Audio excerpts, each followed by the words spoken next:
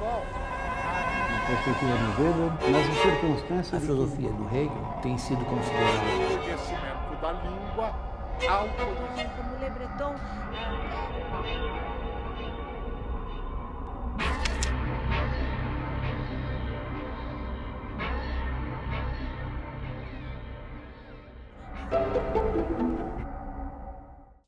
Começa agora o curso Universidade de São Paulo sobre ciência política.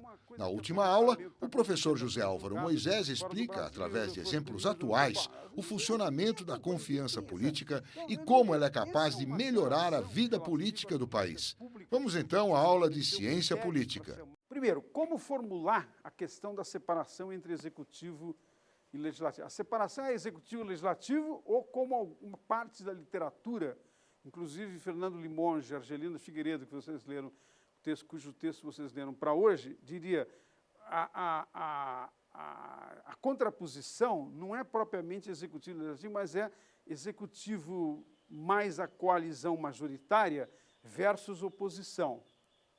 O que, num certo sentido, introduz uma coisa interessante no Brasil, né? É quase como se nós estivéssemos dizendo: nós temos um ou um pluripartidarismo nominal, mas que na prática funcionaria quase como um bipartidarismo.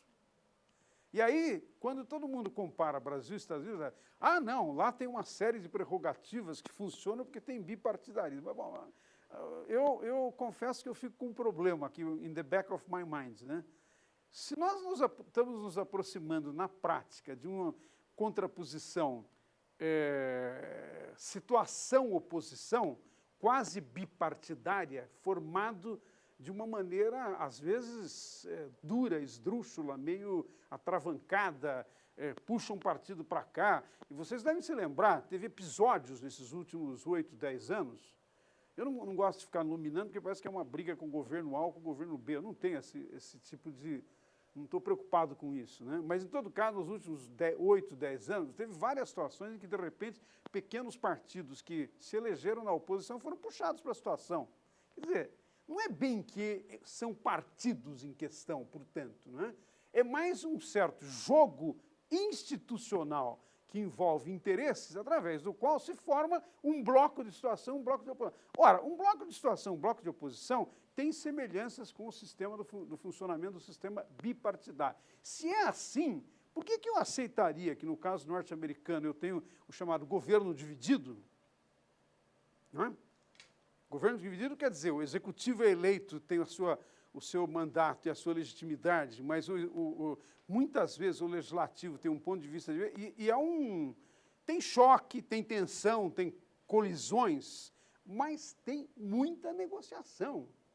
A pergunta que eu gostaria de introduzir, e eu acho que isso é uma coisa que pode exigir, do ponto de vista comparativo, pode exigir mais tratamento, eu acho que é um tema interessante, é se quando nós temos uma situação semelhante à norte-americana, do que a literatura chamou de governo dividido, se isto, ao demandar níveis de negociação muito mais intensa, num certo sentido, não favorece a função de representação.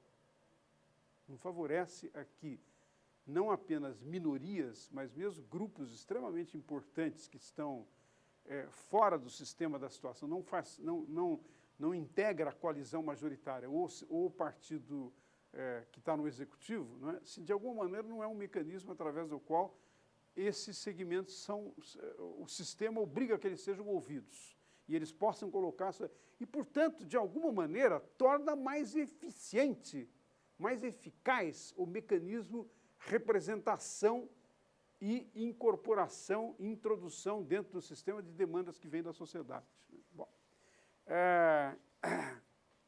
na literatura mais recente, uma outra coisa que apareceu de maneira muito forte, e aparece também no meu texto, mas isso outros autores trataram, meu texto de discussão de hoje, mas outros autores também trataram disso, é que a atuação dos partidos que Fernando Limonge, Argelina chamaram, e o Fabiano Santos também, chamaram a atenção, que tem tido um papel muito disciplinado no Congresso, mas em grande parte essa atuação também depende muito do funcionamento interno do Congresso, no qual houve um processo de centralização, centripetação das decisões muito forte nas mãos das mesas diretoras das duas casas congressuais, não é? E do colégio de líderes. Né? Então, aqui há uma ideia de que há uma coisa que apareceu em parte da literatura, de que existe disciplina, existe coordenação da ação dos parlamentares, que em contraposição a uma certa literatura que diriam que eles ficam o tempo todo estritamente voltados para interesses individuais ou interesses regionais, ou digamos assim, pequenas questões locais em contraposição a questões nacionais. Quando você tem disciplina e coordenação, o que alguns dos autores estão dizendo, portanto, isso leva a maior coordenação e, portanto, maior eficiência. Né? Mas a crítica que se coloca é se não haveria um caráter enganoso dessa disciplina partidária, devido principalmente ao fato de que as votações sempre resumem uma longa negociação entre a chamada base da coalizão majoritária e os setores que coordenam. Né?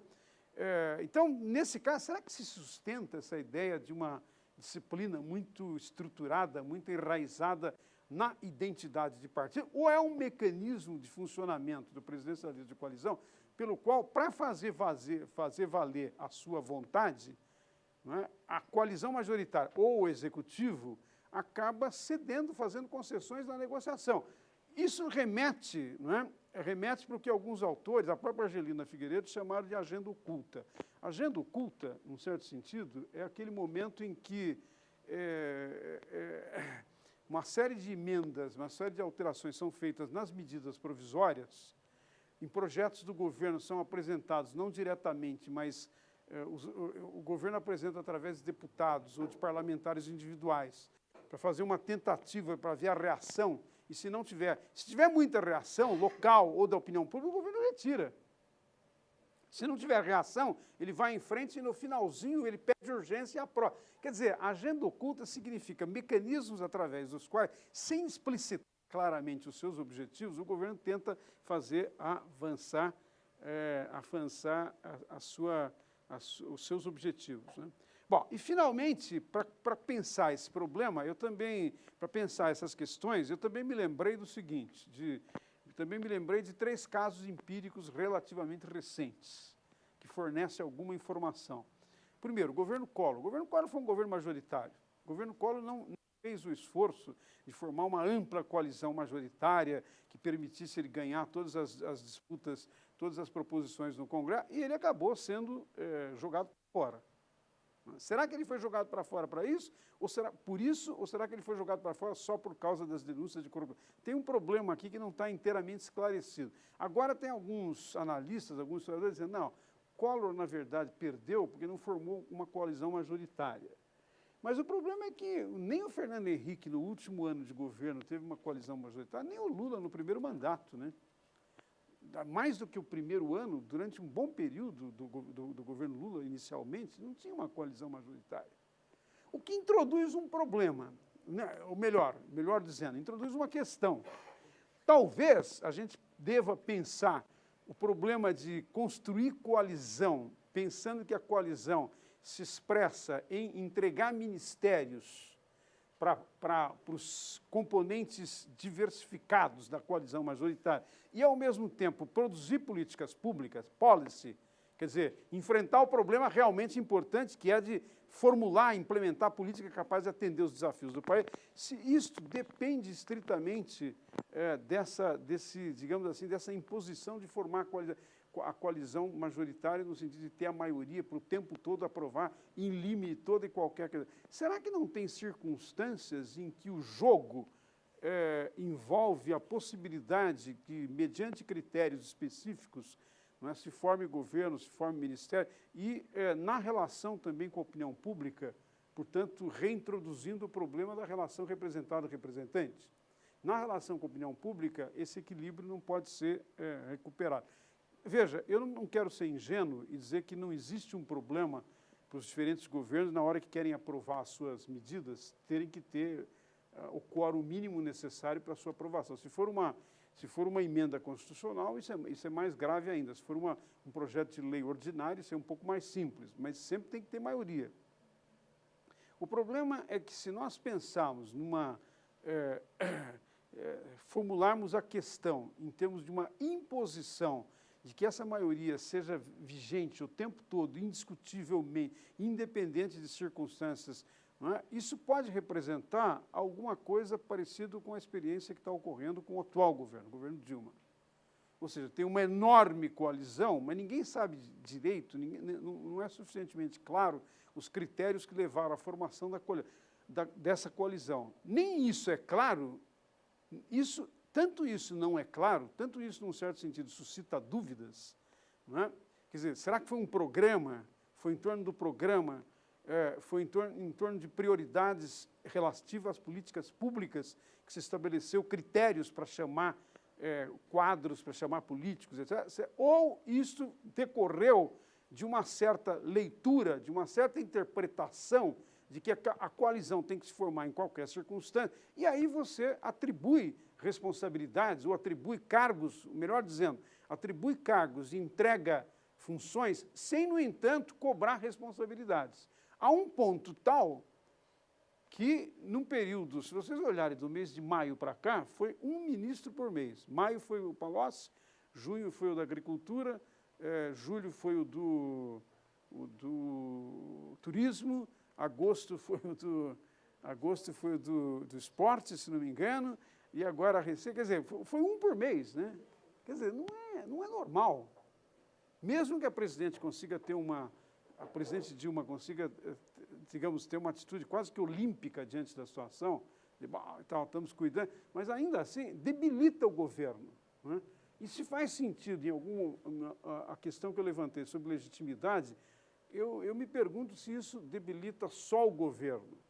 É só uma debilidade deste governo, desta coalizão, desta formação de partido, ou isso é uma debilidade que toca propriamente as instituições e a visão pelo qual as instituições funcionam? A mídia, o tempo todo, está colocando questões que o sistema de accountability, o sistema estritamente institucional de accountability, a CGU, o TCU, o Ministério Público e o Congresso, embora tenham conhecimento, não estão colocando na agenda. A mídia, pelo contrário, está colocando na agenda. E ao colocar na agenda esses temas e essas questões, a mídia força os demais atores a se pronunciarem, força os demais atores a atuarem. Então, frequentemente, você vê o Ministério Público, veja as declarações, por exemplo, do Procurador-Geral da República, né? Ele tem uma denúncia, ele responde em seguida. Agora, por exemplo, no caso da manifestação da Comissão de Ética da Presidência da República a respeito do ministro do Trabalho, né? O Gurgel disse, olha, é inteiramente pertinente e adequada a posição da comissão. Quer dizer, ele responde a posteriori. Parte das instituições não estão numa posição proativa. Então, eu diria, será que é uma estratégia ou será que é uma resposta dela, presidente, e do governo, do sistema de governo, a fatos que não são controláveis, a fatos que não se submetem ao controle completo do governo e das instituições? Se eles pudessem ter evitado as denúncias, eles teriam evitado todas, eu diria. Né? Quando menos para dizer, para não aparecer perante a opinião, porque tem problema. Agora, eles não conseguiram evitar, teve uma ação, e aí o que eu acho que se poderia dizer é que a ação dela talvez mudou o padrão em relação a governos anteriores. Se mudou o padrão, se de alguma maneira mudou o padrão, introduz uma novidade.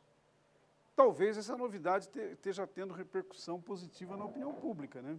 Principalmente na opinião da classe média mais escolarizada, que, num certo sentido, é mais exigente, mais crítica, cobra mais, né?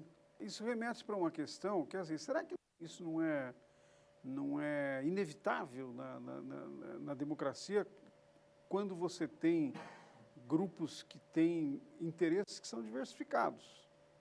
Quer dizer, as pessoas têm interesse, quer dizer, as pessoas, os atores, têm interesses diferentes. Eles, para realizar esses interesses, sempre vão buscar mecanismos através dos quais eles possam ou introduzir na agenda temas que deem conta dos seus interesses, ou vetar, bloquear, né? Eu acho que a chamada censura do jornal Estado de São Paulo, quando o Estadão denunciou casos que envolvia a família Sarney, é um exemplo disso, né?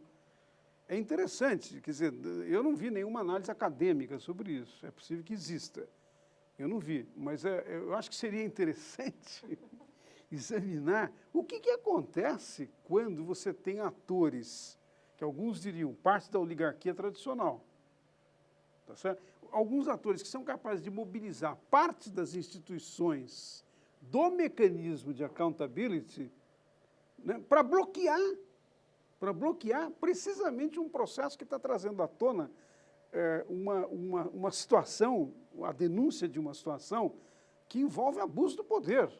Quer dizer, a tal da Fundação Sarney no Maranhão, qualquer pessoa minimamente racional que abrir e listar o procedimento, você fala, bom, espera um pouquinho, tem tanta coisa aqui.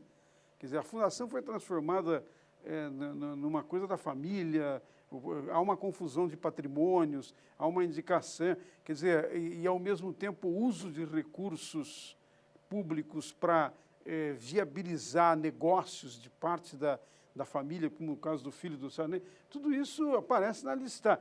Então, no momento em que isso vem à tona através de uma denúncia, tem um ator que consegue mobilizar uma parte do sistema judiciário e impedir a denúncia, a continuidade. Você poderia dizer, bom, mas a CGU, o Ministério Público, entraram em ação, etc. e tal, então talvez não bloqueou. Mas uma decisão judicial bloqueia o processo de accountability, né? Então, eu estou querendo sugerir com isso o seguinte, tem uma característica das sociedades democráticas que, como elas envolvem fundamentalmente divisão de interesses, diversidade de interesses, e essa divisão e essa diversidade é inteiramente legítima, significa que alguns grupos sempre vão tentar bloquear outros, né? Que apareça uma denúncia no nível da mídia ou da sociedade sem provas, eu diria, é apenas um fato que deve suscitar que quem tem a autoridade para produzir provas haja. Nesse caso, significa o seguinte, tem uma denúncia, né? Você tem duas possibilidades sobre a denúncia. Ela pode ter fundamento, isso tem que ser investigado, tem instituições para investigar, a começar da polícia, né? E no caso do Brasil, é interessante, porque nós temos uma polícia judiciária, que é a Polícia Federal. E, às vezes, a Polícia Civil também tem funções judiciárias, né, para casos específicos. Então, você tem um ator institucional para ir atrás. Ou a denúncia pode ser, eu entendo a sua observação nesse sentido, a denúncia pode ser uma tentativa de... pode ser uma manipulação, pode ser uma maneira de, digamos, comprometer um ator, queimar um ator, evidentemente deslegitimar perante a opinião pública. Bom, pode ocorrer, pode ocorrer. A única segurança que nós temos para isso, qual é? O funcionamento do judiciário. Então, eu iria até aí, eu diria, bom, isso é parte da democracia. Não tem jeito. Porque você, também, vamos inverter a situação, tá certo? Imagine a situação em que, por alguma razão, um repórter ou um jornal tem uma informação de um caso grave através de uma fonte que não quer ser revelada, tem a garantia do sigilo profissional, não é? Mas é uma coisa que envolve, por exemplo, sei lá, vou dar um exemplo hipotético aqui, né? Envolve uma grande negociação em torno de custos de obras da Copa. E aí aparece, tem como a licitação foi fraudada. E alguém tem essa informação. Não trazer isso para a mídia e a mídia não colocar para a opinião pública, eu não sei, o que é mais grave, né? Quer dizer, o que eu quero dizer com isso é o seguinte, eu acho que nos dois casos tem riscos. Agora, o risco maior do ponto de vista dessa preocupação que a gente vem discutindo, da democracia e da sua qualidade, o risco maior seria não aparecer nem a denúncia, nem eventualmente o fato de que a denúncia foi motivada por manipulação. E, portanto, a manipulação do ângulo político tem que ser objeto de tratamento judiciário, né? do judicial. É um crime, né? Nos dois casos, eu diria, talvez o problema maior é que não aparecesse. Do ponto de vista teórico, do ponto de vista da definição da democracia, é muito claro. A finalidade do governo é essa. Quer dizer, os americanos até colocaram na primeira Constituição the pursuit of happiness, né? A ideia de que a finalidade do governo é criar as condições para que as pessoas possam ser felizes, né? O que não é pouco. É uma enorme, é uma pretensão enorme. Tá certo? Agora, eu diria, isso é a finalidade do governo. Não é? Agora, mas uma outra coisa diferente, João, é o seguinte, é que, no entanto, como você está numa situação em que a natureza humana não é perfeita, ela não é porque você tem um objetivo racional e bem desenhado que a ação será sempre compatível. Exatamente porque a natureza humana é imponderável, você tem que introduzir normas, regras e mecanismos do quê? Em primeiro lugar, de agilização dessa função do governo, de efetivação, de implementação. E, em segundo lugar, de controle sobre o modo como isso é exercido. São dois... Né? Então, no primeiro caso, nós estamos falando da função do governo no que diz respeito à formulação e implementação de políticas públicas. Um dos critérios mais importantes de formulação de política pública é que você tem que planejar. Envolve planejamento, entendendo por planejamento uma relação entre recursos disponíveis e o objetivo a ser realizado. Você tem que estabelecer prioridades. Não dá para me fazer tudo. Então, bom. Agora, uma segunda questão é como isso é controlado. Todo o objeto da nossa discussão foi em torno da questão do controle. Por quê? Porque, num certo sentido, esse controle, ele facilita ou não que a realização da ação de governos dê conta de direitos que estão inscritos como a finalidade principal da democracia. A punição política de quem não executa suas funções, ela é atribuída ao parlamento. E a punição de crimes, não é, de malfeitos ou crimes, é atribuída à justiça. Você tocou num ponto que é extremamente importante, porque se refere ao problema da impunidade, né? Da impunidade que tem prevalecido no caso brasileiro, principalmente, mas não só no caso brasileiro.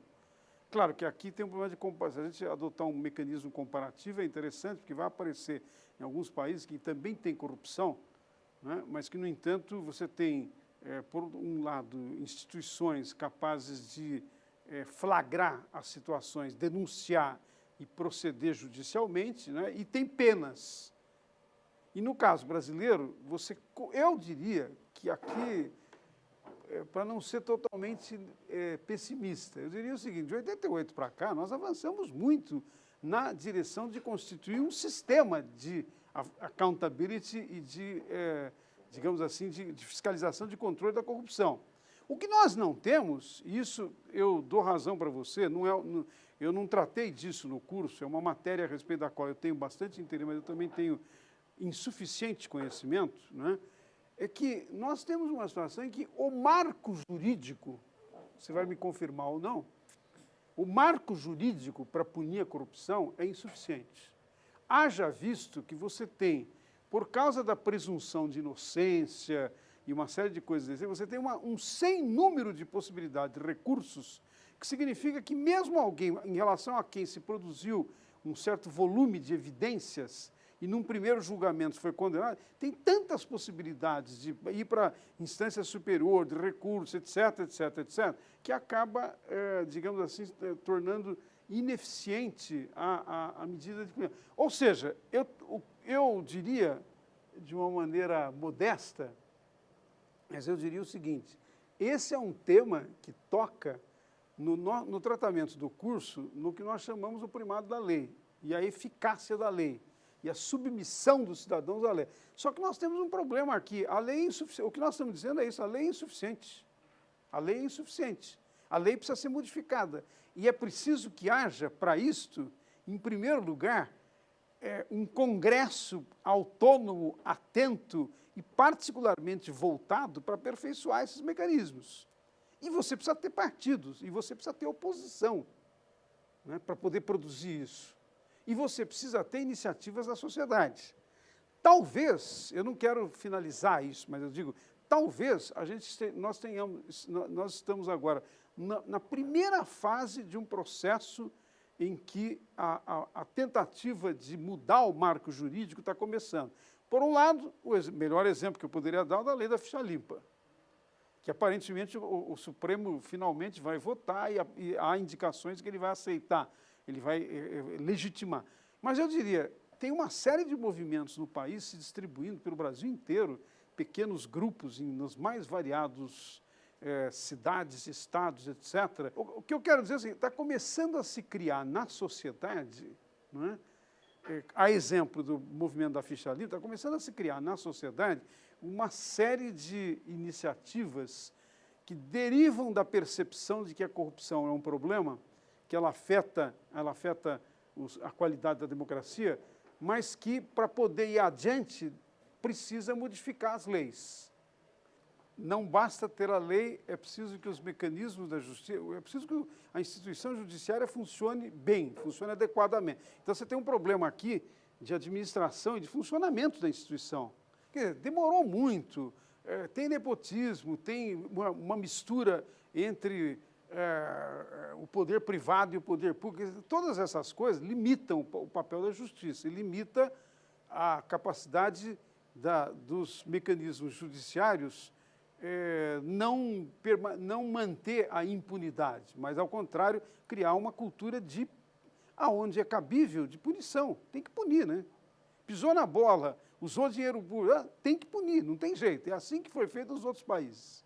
Agora, você tem um outro lado aqui, que você está mencionando, que o João chama a atenção, que é o problema de como ligar essa realidade, leis insuficientes, ou eventualmente um judiciário deficitário, ou Congresso, ou partidos, etc., com a função da accountability vertical. Eu acho que tem dois problemas aqui, particularmente se a gente levar em conta que a sociedade brasileira, aproximadamente 2/3 do eleitorado brasileiro, ou é analfabeto, ou não tem o primeiro grau completo, ou tem o primeiro grau completo, ou não tem o segundo grau completo. 60 e poucos % é formado, tá certo? Então, é evidente, isso não quer dizer que as pessoas não sabem votar, mas quer dizer que elas têm insuficiente informação e recursos de formação para analisar criticamente a situação. Então, ninguém no povão acompanha um processo que demora 10 anos, ou no caso do Maluf, 30, 40 anos. Os processos vão, voltam e tal, você não sabe bem o que está acontecendo, está sendo julgado fora do Brasil, foi punido, não foi... Bom, ninguém acompanha, ninguém tem essa... Então, eu diria, essa é uma situação que chama atenção para um problema. Eu estou de acordo, nós também tratamos insuficientemente durante o curso. Estou de acordo com isso, é que não dá. É que não dá. Não, mas toda crítica é boa. É porque o tempo ainda... Que é o seguinte, é o papel da oposição. Veja bem, tem uma coisa extremamente interessante, que eu apenas mencionei isso quando falei do Robert Dahl, algumas vezes que eu mencionei o Dahl, né, principalmente o livro dele sobre a poliarquia e as oposições. Mas tem uma coisa no sistema democrático, para fazer funcionar a accountability vertical, supõe que os eleitores estejam sabendo o que está acontecendo. Então, no caso da Dilma, esse exemplo que você deu, que é extremamente interessante, não é? Ela aparentemente está reagindo às denúncias e na opinião pública está subindo. A opinião pública não percebe, não tem suficientemente informação de que, em muitos casos, a escolha desse ministro foi dela, a responsabilidade é dela. Tem que ter critérios para escolher. E não é assim, você escolhe um cara que estava envolvido com as ONGs, etc. Quer dizer, isso não é uma coisa que aconteceu por acaso, só pela lógica da formação da coisa. Tem responsabilidades do governo. Agora, as pessoas não sabem disso, as pessoas não estão informadas e não têm suficiente percepção das consequências, das implicações. Como é que se resolve isso? Só tem uma maneira de resolver. Papel da mídia, por um lado. Eu estou cada vez mais convencido que a mídia tem um lugar absolutamente central. Mas, em segundo lugar, papel da oposição. No sistema educacional brasileiro, se vocês pegarem, em particular, o ensino médio, não tem uma palavra dita sobre o funcionamento do sistema político. As pessoas vão aprender da onde? Claro, eu não sou ingênuo de não levar em conta que as pessoas aprendem, em parte, pela sua experiência. Mas a experiência não é suficiente para você perceber o papel do Executivo, do Judiciário, do Ministério Público, do Tribunal de Contas, essas coisas todas extremamente complexas, que na democracia é muito mais complexo do que no sistema autoritário, que as decisões são todas verticais. Essa complexidade do sistema democrático, ela supõe conhecimento, cognição. Nem o sistema educacional, nem os partidos estão fazendo esse papel de dar essa cognição, de oferecer essa oportunidade de conhecimento. Tem algumas instituições da sociedade civil, às vezes religiosas, que fazem isso. Nem sempre isentas, porque às vezes mistura a apresentação do sistema político também com interesses propriamente do grupo religioso que apresenta. Então, eu acho que nesse sentido, nós estamos numa situação precária no Brasil. Eu não retiro em nada a importância de que, pela experiência, as pessoas também se formam. Claro que isso é uma coisa extremamente importante. Você vota uma vez, vota outra vez, você bate na porta do judiciário, você vai na delegacia de... Todas essas coisas, de alguma maneira, são elementos de cognição. Mas o sistema democrático é extremamente complexo e eu acho que exige mais. Você precisa de formação. Então, parte da questão que você está levantando, extremamente importante, eu acho que ela é, se a gente fosse desdobrar, ela é dependente, numa chave possível para apresentar o problema da accountability vertical. Né? O eleitor tem que, por um lado, ter oportunidade de formar a sua convicção, a sua opinião, e para isso informação é muito importante, mas é insuficiente, não é só a informação. Em segundo lugar, tem que ter uma oposição. A oposição tem que estar o tempo todo levantando uma alternativa e dizendo, olha, as pessoas não gostam da experiência do shadow cabinet em inglês, né?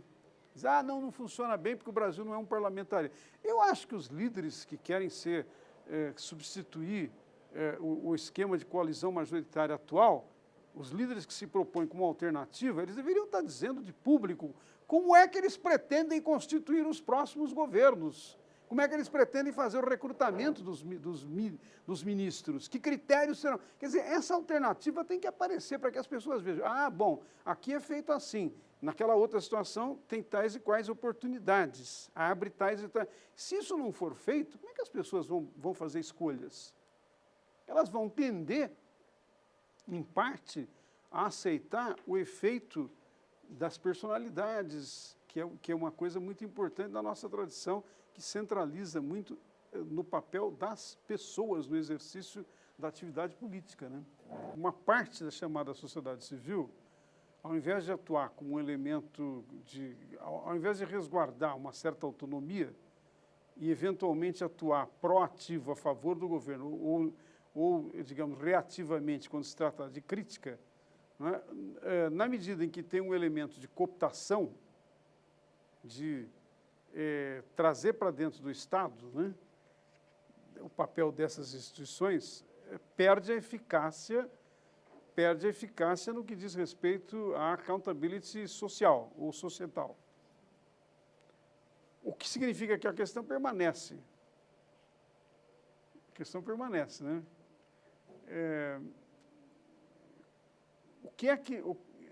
Qual seria a natureza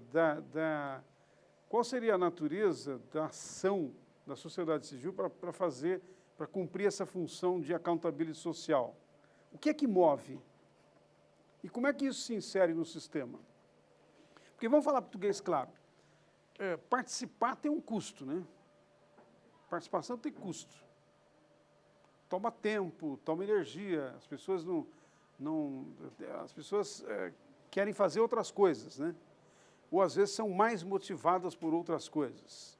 Eu não estou entrando no mérito, eu estou apenas tentando fazer um diagnóstico, né?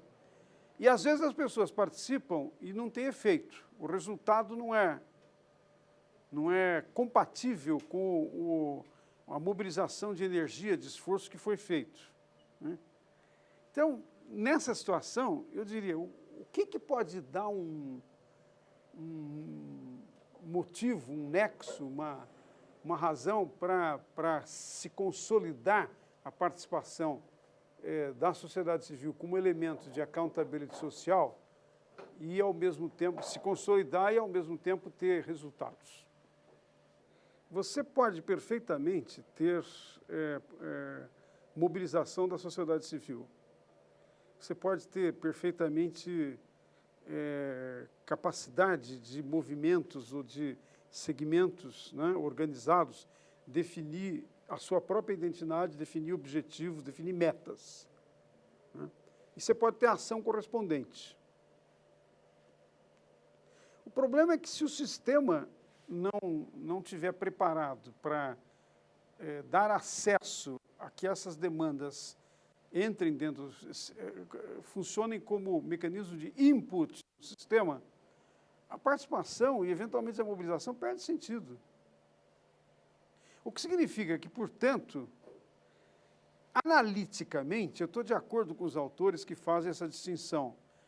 Accountability vertical, horizontal, social. Mas o nexo, o ponto de contato entre essas coisas, do ponto de vista institucional, é muito forte. Ou seja, não adianta você ter participação se você não tiver instituições que absorvam a participação. Tá certo? Eu vou fazer menção a um tema controverso. Por ocasião dessa crise recente na universidade, que começou com o fato de alguns estudantes estarem consumindo droga no campus e acharem que pode fazer isso, que não deveria ter punição por consumir droga no campus. Apesar de que a lei diz o contrário. A lei diz que não pode, não só no campus, mas eles se rebelaram contra isso. E, por causa das consequências da rebelião, gerou uma crise, né? Gerou um protesto, gerou uma manifestação. E, na esteira desse protesto e da manifestação, apareceram uma série de reivindicações em relação à universidade. Eu não quero entrar no mérito agora, tá certo? Não é esse o problema, né? Eu não sei se está certo quando diz, o metrô devia ter chegado até aqui, mas ele não chega. A iluminação está faltando. Bom, a reitoria acabou de implantar um plano de iluminação que dobra a iluminação existente. Eu não quero entrar no mérito.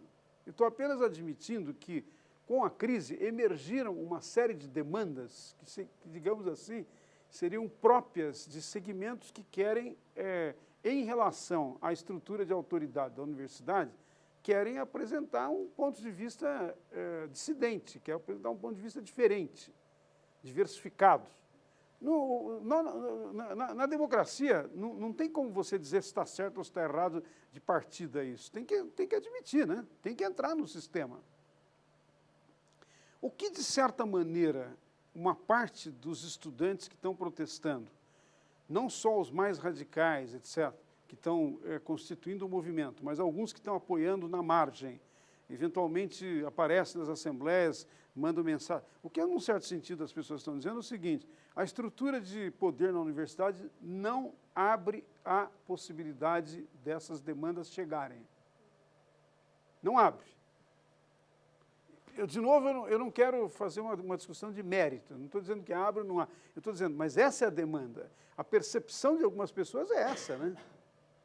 O que significa que as pessoas não se dispõem a participarem dos conselhos, ou participam, mas não acreditam que a sua presença e a sua participação nos conselhos, nos colegiados, pode ser um mecanismo através da qual elas podem trazer para dentro do sistema a demanda. Eu estou dando esse exemplo para dizer, para chamar a atenção para o seguinte: a accountability social ou societal, o que vem da sociedade, supõe que as instituições absorvam a demanda. o que significa que tem uma exigência institucional. Tem uma exigência sobre o funcionamento das instituições. E essas coisas não podem ser pensadas como desconexas, elas têm uma... Quer dizer, se as pessoas estão se mobilizando na rua contra a corrupção, se não tiver instituições que recebam a mobilização contra, quem está levantando a tese de que é preciso mudar a legislação, tem muita proposta de mudança, não sei se vocês viram na internet, muita proposta de mudança da legislação. As mais variadas coisas. Deputado não pode ter mais que 2 mandatos, deputado não pode ter aposentadoria paga pelo Congresso, tem que ser igual a qualquer... Tem uma série de coisas que todas elas vão na direção de... se não tiver um lugar, um locus institucional que absorve isso... Agora, pode ser o Congresso, pode ser partidos, pode ser o Judiciário, né? No entanto, se o Judiciário é difícil de chegar, Judiciário eu estou imaginando no sentido amplo, inclusive com os órgãos complementares, CGU, Tribunal de Contas, se o Judiciário é difícil de chegar, partidos, as portas estão frequentemente fechadas, não tem debate, ou se você não for lá se inscrever e pagar pagar a mensalidade, você não pode nem sequer receber informação do que o partido está fazendo. Simpatizante, pessoa que vota, não tem nenhuma influência no caso do Brasil, né?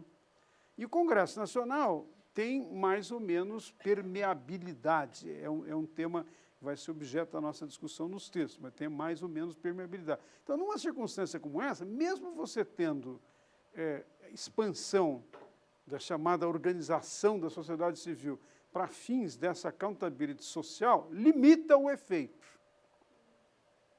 O que levanta uma dúvida sobre a eficácia dessa dimensão, né? Ou não?